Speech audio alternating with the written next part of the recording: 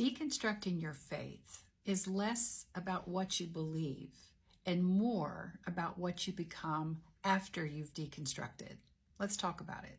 First of all, let's just start with some basics. There is no one perfect way or correct way to define deconstructing your faith. Anyone who is telling you that you must do it this way or you must do it that way hasn't really deconstructed. Now, have they? Because they're taking their own indoctrinations that somehow set them up as an authority and say, oh, you can only do it this way, and then you can only end up being in this place. And that simply isn't true. But I've noticed there's a lot of content and focus on what you should and shouldn't believe versus some of the things that you work on the inside that can help you heal from religious trauma and perhaps set you up to be spiritually empowered and reclaiming your spirituality so that you can make decisions outside of some of these indoctrinated beliefs that perhaps you've been carrying. Because for many of us, that indoctrination looked something like this. You went to church that basically said, here, take over my spirituality. Tell me what to believe. Tell me how to worship. Tell me just how to be a good Christian.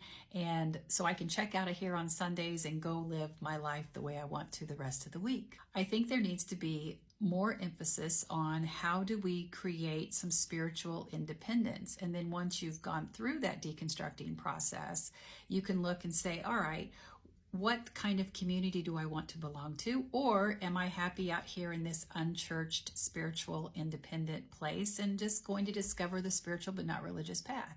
Either is okay, but also being an atheist or agnostic is.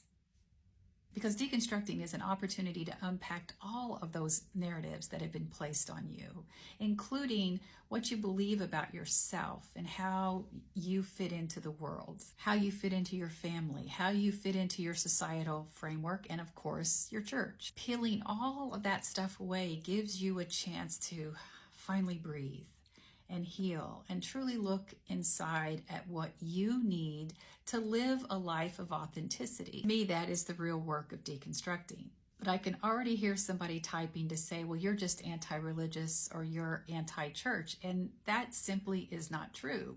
But it's not my responsibility to proselytize for you or champion the cause of returning to church.